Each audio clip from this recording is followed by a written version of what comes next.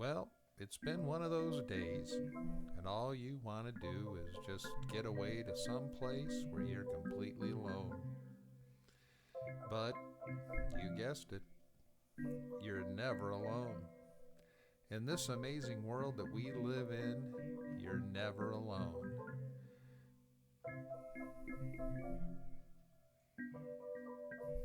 This is usually what you think of when you hear the word amoeba.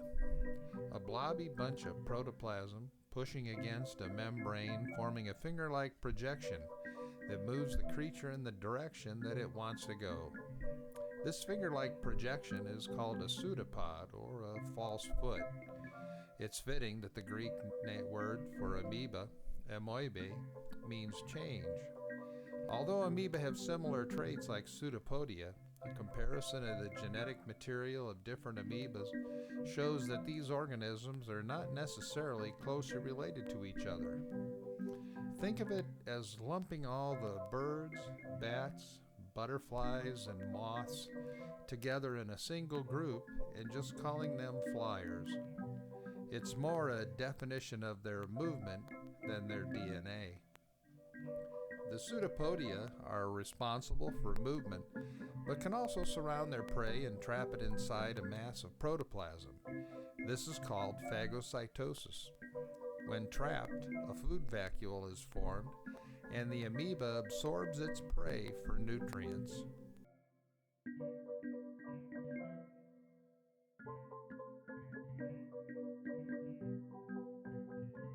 This amoeba is Arcella. Now, Arcella is far from naked.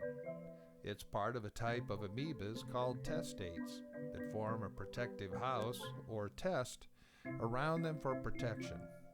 The amoeba makes its home from a chitinous material that is clear when they're young and tend to change to a brownish color from absorbing iron and magnesium as they age. The home, or test, is dome-shaped with a concave bottom with an opening in the center. Not being able to completely contain itself in its home, its pseudopods come out of the opening to explore its environment.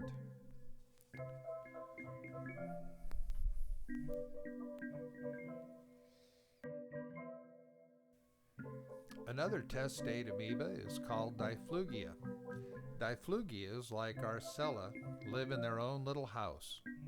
Unlike Arcella, though, their test, or shell, is composed of things it finds in its environment. It takes quartz, pieces of the outer shells of dead diatoms, or other mineral deposits, and puts them together on a sheet-like organic cement. These particles, or building material that the organism finds, are referred to as xenosomes. The tests of diflugia can be round, oval, or lobe-shaped depending upon their particular species.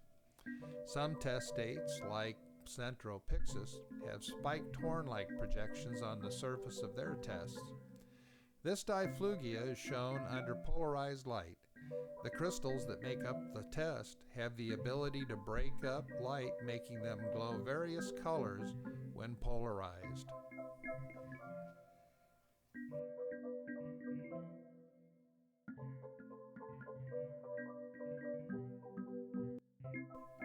There are a number of creatures that have this basic look that are often called heliozoa, that means the sun animalcule. This name came about from the spherical center body that projects their slender axopodia in all directions like the rays of the sun. Axopodia are specialized pseudopodia that are composed of a rigid spike-like structure coated in ectoplasm. Ectoplasm is cytoplasm that doesn't contain the granular elements. Axopodia are used to capture food. They slowly move the prey down the rod with the outer ectoplasm coating until they absorb the creature. A number of species can contract their axopodia very rapidly. Well, if you liked this video, give it a thumbs up and go to your library and find a good book on protozoa. And remember, in this world we live in, you're never alone.